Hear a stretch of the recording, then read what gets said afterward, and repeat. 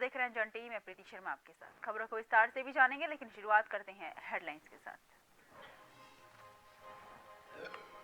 उत्तराखंड में मनाया गया राष्ट्रीय मतदाता दिवस। देहरादून के गांधी पार्क में आयोजन। राज्यपाल गुरमीत सिंह ने की शिरकत। रुड़की में सीएम धामी ने की शिरकत।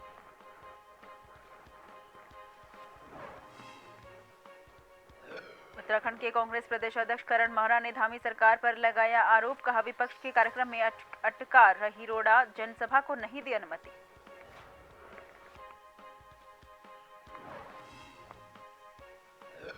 उत्तरकाशी के जादुंग गांव का होगा पर्यटन की दृष्टि से विकास। धामी कैबिनेट की बैठक में लिया गया था प्रस्ताव। केंद्र सरकार ने योजना पर लगाई मुहर।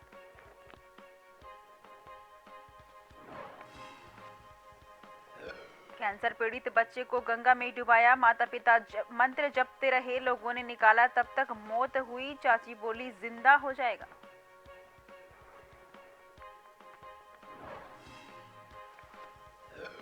भारमल बाबा हत्याकांड के चश्मदीद गवाह की संदिग्ध परिस्थितियों में मौत। कुटिया के पीछे नाले में डूबने से मौत। एसपी ने कहा, जल्द घटना का खुलासा होगा।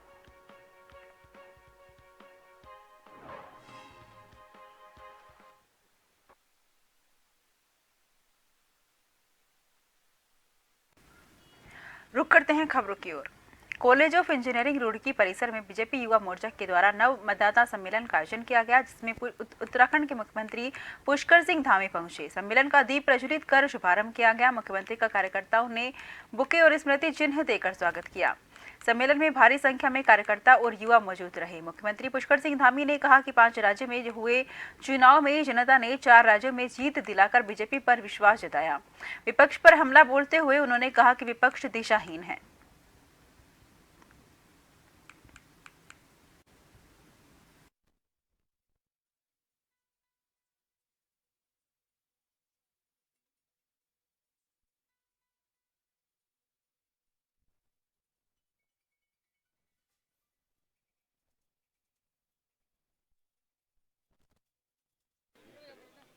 राजनीति माने केवल एक ऐसे लोगों का समूह माना जाता था जिनके पीछे भीड़ चलती थी।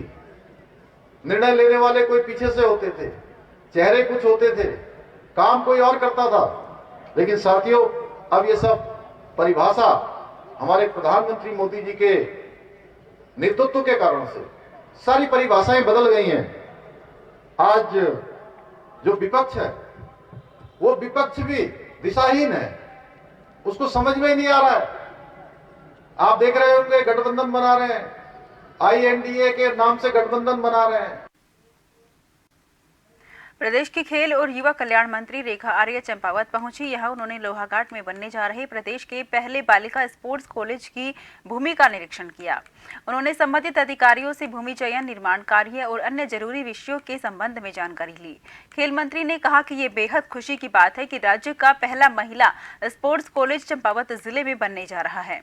जल्द ही मुख्यमंत्री धामी कॉलेज का भूमि पूजन करेंगे। इस बालिका स्पोर्ट्स कॉलेज के बन जाने से राज्य की बालिकाओं को अपने खेल की प्रतिमा को निखारने के सुनहरा अवसर मिलेगा।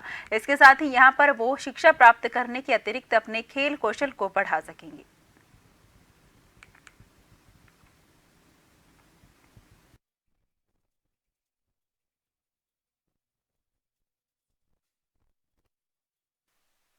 हर्ष का विषय है कि माननीय मुख्यमंत्री जी ने बालिकाओं के लिए चिंता करी है। बालिकाएं जो कि आज हर क्षेत्र में बहुत बेहतरीन काम कर रही हैं। स्पोर्ट्स का सेक्टर भी है जहां पर वो बेहतरीन प्रदर्शन कर सकती हैं, उनके अंदर प्रतिभा है। और माननीय मुख्यमंत्री जी ने इसका विशेष संज्ञान लेते हुए प्रदेश का पहला जनपद चंपावत के लोहाघाट क्षेत्र में गर्ल्स स्पोर्ट्स कॉलेज जो है वह खुलने की सहमति माननीय मुख्यमंत्री जी ने दी है। उसका घोषणा में भी उसका परिवर्तन हो चुका है। और चूंकि पहले घोषणा उधम सिंह नगर की थी, अब वर्तमान में घोषणा जो है चंपावत के लिए कर दी गई है। और मुझे कहते हुए भी प्रसन्नता है कि इसकी भूमि हस्तांतरण की कार्रवाई भी जो है वो पूर्ण हो चुकी है। खेल विभाग के नाम पर भूमि हस्तांतरित हो चुकी है। निश्चित रूप से आने वाले समय में हमारे प्रदेश की बालिकाओं के लिए एक उपयुक्त स्थान, जहां पर वो शिक्षा के साथ साथ में खेलकूद को प्रायोरिटी लेवल पर करते हुए आने वाले समय में अपने प्रदेश का और अपने देश का नेतृत्व करने में सक्षम बनेगी। देहरादून में परेड ग्राउंड में तैयार हो रही सूचना विभाग की झांकी का सूचना महानिदेशक बंशीधर तिवारी और संयुक्त निदेशक के.एस. चौहान ने स्थल निरीक्षण किया। सूचना महानिदेशक बंशीधर तिवारी का कहना है कि गणतंत्र दिवस परेड में सूचना विभाग की झांकी परेड के मुख्य आकर्षक होगी। सूचना महानिदेशक ने जानकारी देते हुए बताया कि मुख्यमंत्री पुष्कर सिंह धामी के निर्देश पर सूचना विभाग द्वारा विकसित उत्तराखंड की झांकी का निर्माण किया गया है। झांकी के आगे के भाग में उत्तराखंड महिला को पारंपरिक वेशभूषा से स्वागत करते हुए दिखाया गया है।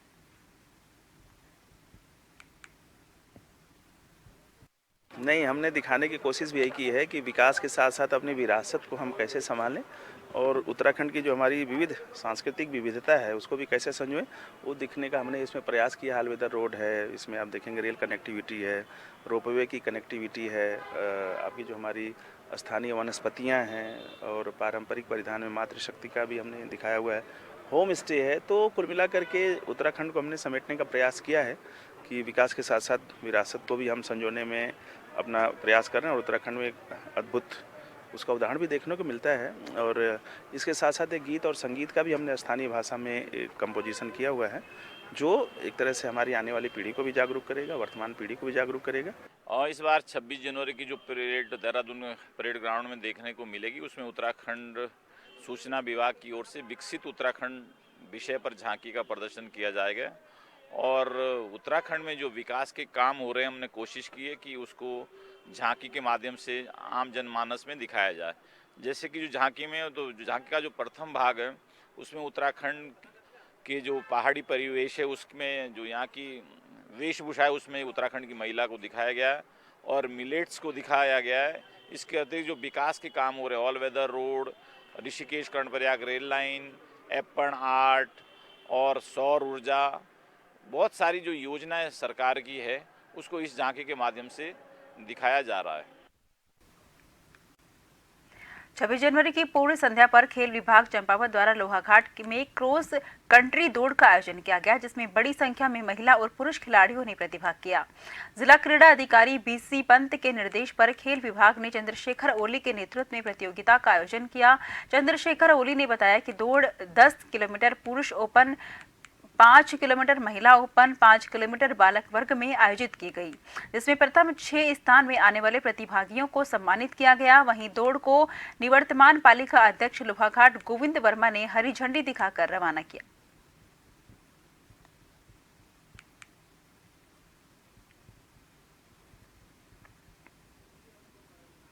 मैराथन दौड़ में बालक और बालिकाओं ने विभाग किया। उसमें हम आने वाले 6 प्रतिभागियों को तीनों ग्रुपों में पुरस्कृत किया गया है। उसके लिए जो पुरस्कार देने वाले छात्राएं और बालक हैं उनको सबको हमारी ओर से बधाई है, शुभकामनाएं हैं। इस समय की जो सरकार, गांधी जी की सरकार है, महिलाओं को आगे बढ़ाने के लिए लगातार प्रयास कर रही है। खेल निदेशालय उत्तराखंड के सौजन्य जिला प्रशासन के दिशा निर्देशन में विगत वर्षों की भांति हर वर्ष 26 जनवरी को 10 ग्रुपों में यह प्रतियोगिता दौड़ आयोजित की जाती है, क्रॉस कंट्री दौड़, जो कि आज 26 जनवरी की पूर्व संध्या पर यहाँ 3 वर्गों में लोहाघाट में आयोजित की जा रही है, 3 वर्गों में चंपावत में आयोजित की जा रही है और कल 26 जनवरी को स्पोर्ट्स स्टेडियम टनकपुर में आयोजित की जाएगी। कई वर्ष से 26 जनवरी को क्रॉस कंट्री का आयोजन किया जाता था और पिछले वर्ष से ये 25 तारीख को इसका आयोजन कर रहे हैं क्रॉस कंट्री का। 26 तारीख को बहुत सारे प्रोग्राम होते हैं और आज जो क्रॉस कंट्री का आयोजन किया गया इसमें सीनियर और जूनियर वर्ग के साथ साथ हमारी बालिकाओं का भी क्रॉस कंट्री में प्रतिभाग किया और जिस प्रकार से हमारी बालिकाओं द्वारा प्रतिभाग किया गया वो देखने लायक था, क्योंकि बहुत लगभग नगर की सारी बालिकाओं द्वारा खेल के प्रति जो अपना रुचि दिखाई गई है उस रानी। बद्रीनाथ विधानसभा से विधायक राजेंद्र भंडारी इन दिनों क्षेत्र भ्रमण पर हैं। बता दें कि पिछले कई महीनों से विधायक बद्रीनाथ विधानसभा के सभी ग्रामीण इलाकों में जाकर लोगों की जन समस्याओं को सुन रहे थे और सभी लोगों को आश्वासन भी दे रहे हैं कि वहीं विधायक राजेंद्र भंडारी के जोशीमठ के सेलंग गांव पहुंचने पर ग्रामीणों ने विधायक राजेंद्र भंडारी का फूल मालाओं के साथ भव्य स्वागत किया।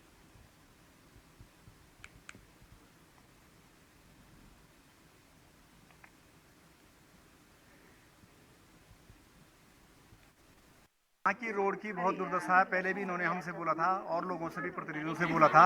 आज रोड कुछ तो स्वीकृत हुई है, परंतु उसको भी अपनी मनमानी से नीचे से बनाना चाह रहे हैं। वो गांव वालों की मांग है कि जहां रोड ज़्यादा खराब है ऊपर से बना दिया जाए, नीचे तक कर दिया जाए। और एनटीपीसी के पास भी मांग करना चाहते हैं कि वो धनराशि इसमें देगी तो पूरी रोड का काम जो पूरा हो सकता है। हम एनटीपीसी के अधिकारियों से जरूर इस संबंध में बात करेंगे। हमारे गांव की मेन समस्या पहले रोड की बनी हुई है। माननीय विधायक जी से हमें आज यही मांग की कि हमारे रोड पे सुधारीकरण किया जाए, हमारे रोड को बनाने में हमारा सहयोग करें।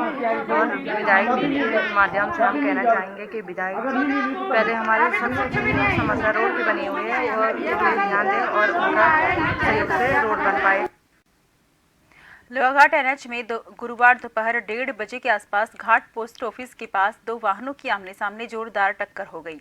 दुर्घटना में दोनों वाहनों में सवार 7 लोग घायल हो गए, जिन्हें पिथौरागढ़ चिकित्सालय भेजा गया। सूचना पर मौके पर बारागोट चौकी पुलिस पहुंची। दुर्घटना में मारुति कार सरयू नदी में गिरने से बाल बाल बची है। गनीमत रही कि दुर्घटना में किसी भी की जान नहीं गई। दुर्घटना के कारण काफी देर एनएच में ट्रैफिक जाम भी रहा।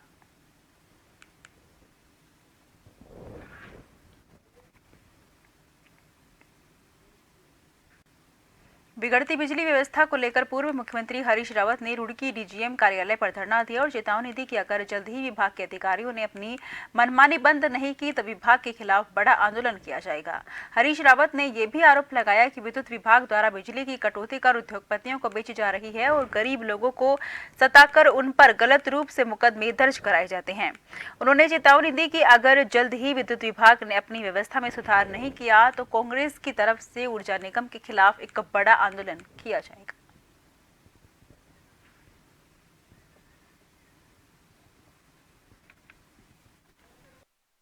और बड़ी भारी ज्यादतियां कर रहे हैं। ये किसान को परेशान कर रहे हैं, गरीब को परेशान कर रहे हैं, जहां महिला उपभोक्ता हैं उनको परेशान कर रहे हैं। बिजली के चार्जेस केवल आधिकारिक तौर पर ही नहीं बढ़ाए इन्होंने, ये मीटर उछाल करके भी लोगों को जो है गलत रीडिंग करवा करके लोगों का जो दोहन कर रहे हैं, शोषण कर रहे हैं। ट्रांसफार्मर खराब हो जा रहा है, उसका ट्रांसफार्मर नहीं बदल रहे हैं, उसके कारण किसानों की सिंचाई प्रभावित हो रही है और महीने गुजर जा रहे हैं ट्रांसफार्मर बदलने में, और ट्रांसफार्मर बदलने के लिए भी लोगों से चार्जेस लिए जा रहे हैं। तो ये, और गांव में इन्होंने अपने बिजली एजेंट छोड़ रखे हैं जो बिजली के मीटर ठीक करने के नाम पर, बिजली के बिल ठीक करने के नाम पर लोगों से नाजायज वसूलियां करने का काम कर रहे हैं। धरना प्रदर्शन है पूर्व मुख्यमंत्री श्री हरीश रावत जी के नेतृत्व में। आज हमने घेराव कर रखा है बिजली विभाग का, इनके एसपी का। कारण ये है कि लगातार जो है बिजली विभाग जो है अपनी मनमानी कर रहा है। लोगों के बिजली के बिल बढ़ा कर आ रहे हैं, उसमें ट्यूबवेल के जो बिल हैं उनको बढ़ा कर दिया गया। जो बकायेदार थे, जो कायदे में सही बकायेदार भी नहीं थे, उनके ऊपर बिजली का बिल जानबूझ के बढ़ाया गया, जिससे उनका उत्पीड़न किया जा सके और सरकार के द्वारा दिखाया जा सके, भाजपा सरकार के द्वारा, कि हम उनके बिल माफ करके थोड़े बहुत जो है उन पे कितना बड़ा एहसान कर रहे हैं। भाजपा सरकार जो डबल इंजन की सरकार है वो हमेशा ये काम करती आ रही है। वो गरीबों की, किसानों की और बेरोजगारों का उत्पीड़न करती आ रही है और फिर बाद में उन्हें फुटकर में जो है थोड़ा थोड़ा जो है उनके कामों का निस्तारण करती है और उन पे एक तरीके से उन पे अपना एहसास दिलाती है कि हमने आपके ऊपर एक एहसान किया है। जब खबरों का सिलसिला जारी रहेगा, फिलहाल लेते हैं छोटा सा ब्रेक।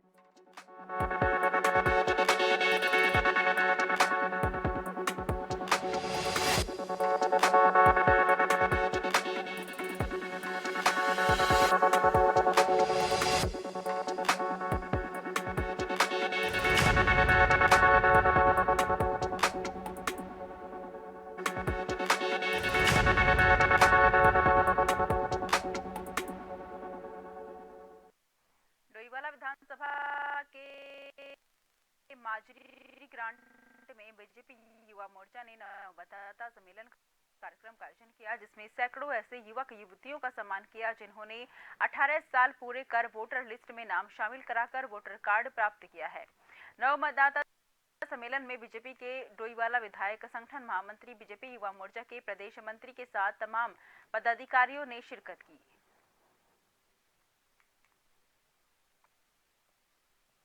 मतदाता बन चुका है, मैं 18+ हो क्योंकि मुझे अपना नेता चुनने का खुद मतलब इस बार मैं वोट दूंगी फर्स्ट टाइम, और मुझे अपना नेता खुद चुनने का मौका मिलेगा। इस लोकतंत्र के चुनाव में मैं अपना नेता खुद चुन सकूंगी।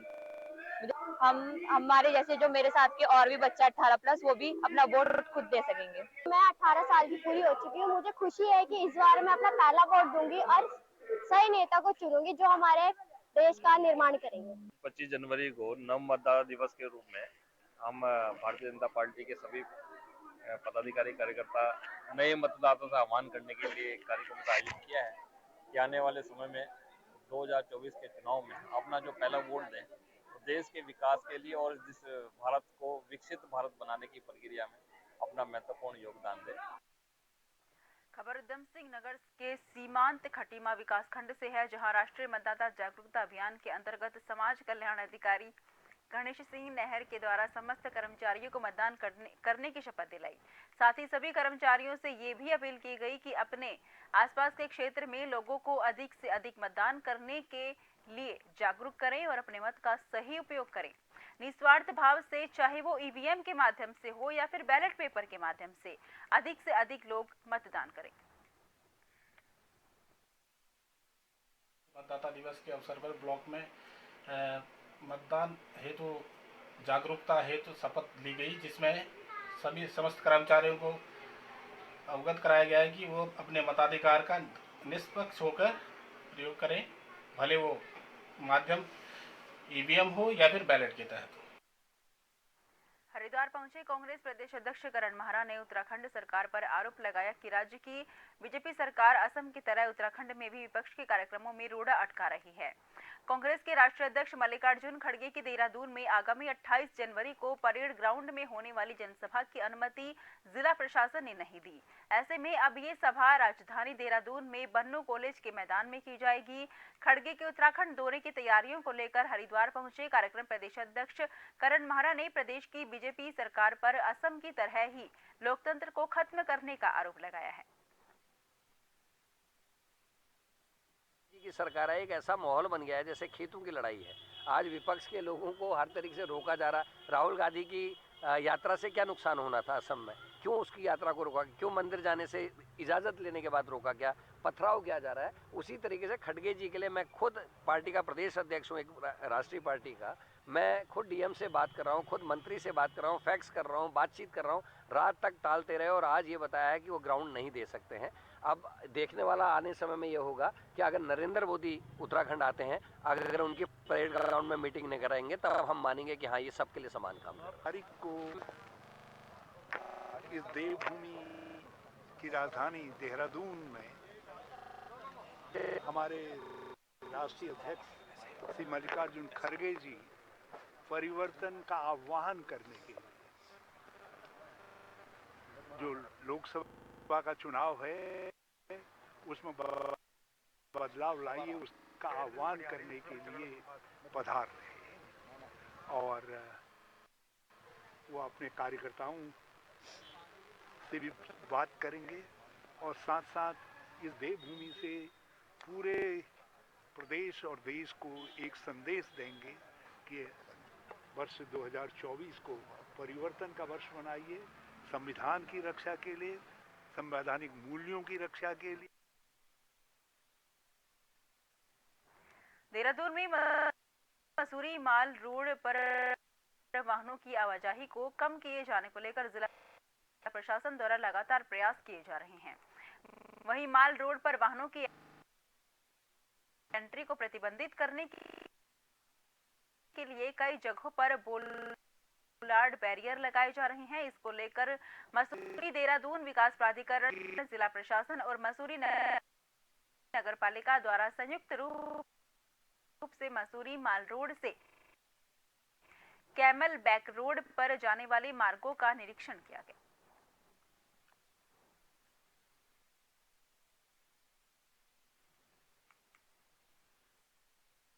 में नगर पालिका ने माल रोड पर शहीद स्थल के पास बोलार्ड्स लगाए थे, उससे खुलने से ट्रैफिक काफी कंट्रोल हुआ है और डीएम महोदय और एसडीएम महोदय द्वारा ट्रैफिक को कंट्रोल करने के उद्देश्य से कैमल बैक रोड के दोनों छोरों पर एक ग्रीन चौक पर चौक पर बुलेट लगाए जाने के निर्देश दिए गए हैं। यह कार्य प्रस्तावित है। आज इसका सर्वे किया जा रहा है कि किस तरह से इसको लगाया जा सकता है। जो भी ट्रैफिक कंट्रोल होगा, आम पब्लिक को उसमें सहयोग प्रदान करना चाहिए। थोड़ी बहुत दिक्कत हो तो ही सहयोग प्रदान करना चाहिए। पहाड़ों की रानी मसूरी में जनवरी माह के अंत तक भी बारिश और बर्फबारी न होने से पर्यटन व्यवसाय पूरी तरह से प्रभावित हो गया है। वहीं किसानों को भी भारी नुकसान झेलना पड़ रहा है। मसूरी में अक्सर देखा जाता था कि जनवरी तक बारिश और भी बर्फबारी हो जाती थी, जिससे मसूरी में पर्यटन व्यवसाय काफी अच्छा रहता था। पर इस साल ना तो बारिश हुई और ना ही बर्फबारी, जिस वजह से मसूरी में व्यापारी काफी मायूस हैं। निश्चित ही एक बहुत ही चिंता का विषय हो गया है। वैसे तो चटक धूप है, खुला आसमान है, नीला आसमान है। पहाड़ों की अगर धूप सेकनी है तो जाड़ों में मसूरी आइए या पूरे पहाड़ों पे आइए। एक तरफ तो बात ये है, लेकिन साथ साथ जो एक ज़्यादा चिंता का विषय है वो ये है कि पूरे पहाड़ में कहीं पर बारिश नहीं है, कहीं बर्फ़ नहीं है। जो हमारे पर्यटन स्थल हैं जैसे कि औली, मुक्तेश्वर, चोपटा, धनौल्टी, मसूरी, नैनीताल, सब तरफ पहाड़ों में एक सन्नाटा सा छा गया है क्योंकि बर्फबारी ना होने की वजह से। हम उम्मीद ये कर रहे हैं कि ऊपर वाला थोड़ी कृपा करे और जल्दी बर्फ आए, जिससे सिर्फ हमारे पर्यटन उद्योग को नहीं बल्कि साथ साथ हमारी फसल को, हमारी सेब की फसल को, सबको फायदा मिलेगा। बड़ा दुर्भाग्य विषय है कि इस वर्ष अभी तक बारिश नहीं हुई। बर्फ तो बहुत दूर की बात है। इन दिनों बारिश नहीं होना, बर्फ नहीं पड़ना बहुत हमारा उद्योग को झटका लगा है। अगर हम देखें तो लगभग 60% हमारा व्यापार नीचे है। रूम्स की बुकिंग नहीं है। गेस्ट फोन करे पूछते हैं क्या बर्फ पड़ रही है या क्या पड़ने की संभावना है, तभी प्रोग्राम बनाएं, अन्यथा आने को तैयार नहीं है। इस पर्यावरण के बदलाव से बहुत परेशानी होने वाली है। बर्फ के कारण कैचमेंट्स में अच्छा पानी एकत्रित होता है, जो कि हमको आने वाले सीजन में पर्याप्त मात्रा में मिलता है। हम चिंतित इस बात से भी हैं कि नेक्स्ट ईयर जलापूर्ति किस रूप से होगी। सीमांत जिला चमोली के विकासखंड पोखरी के रोता के ग्रामीण विगत 4 महीनों से पानी के लिए तरस रहे हैं, जिसको लेकर ग्रामीणों ने ग्राम प्रधान वीरेंद्र राणा के नेतृत्व में पोखरी तहसील में पहुंचकर एसडीएम कमलेश मेहता को पेयजल आपूर्ति को लेकर ज्ञापन दिया है। ग्रामीणों ने ज्ञापन के माध्यम से कहा कि 4 माह से रोता गांव में पेयजल की आपूर्ति नहीं हो पा रही है। जल संस्थान पोखरी को कई बार मौखिक और लिखित रूप से शिकायत की गई है, लेकिन समस्या जो की त्यों बनी हुई है, जिस पर उप जिलाधिकारी कमलेश मेहता ने जल संस्थान को ग्रामीणों की पेयजल समस्या का निराकरण करने के निर्देश दिए हैं। पूरा गांव जो है पानी से आज़ादी के इतने सालों बाद भी पानी से बहुत ही ग्रस्त है कि अभी तक लगभग ये मान के चलो कि सारे महिलाएं जो 35 लीटर के ड्रम को लेकर के पानी के लिए जाती हैं और स्रोत भी नहीं है वहाँ पे। लेकिन कई बार यहाँ पे आए, हमने ज्ञापन भी दिया, कई बार फोन भी किया, लेकिन इसका कोई असर नहीं हुआ। आज हमारी महिला मंगल दल पूरी टीम आ रही है, लेकिन अगर ये आज इसका कोई फैसला नहीं निकलता है तो हम यहाँ धरना प्रदर्शन करेंगे। हमारी ग्राम पंचायत की महिला मंगल दल ने एक कठोर निर्णय कहूँगा मैं उठाया है कि आज एसडीएम साहब को मिल करके एक पानी के बारे में एक ज्ञापन दिया जाए। विगत 4 नहीं, विगत कम से कम 6-7 महीनों से पानी की बहुत किल्लत बनी हुई है। बार बार जल संस्थान के अधिकारियों को पत्र दिया गया और पत्र। फिलहाल के लिए मुझे दीजिए इजाजत। देश भर की तमाम खबरों के लिए आप लगातार हम हैं जन जन।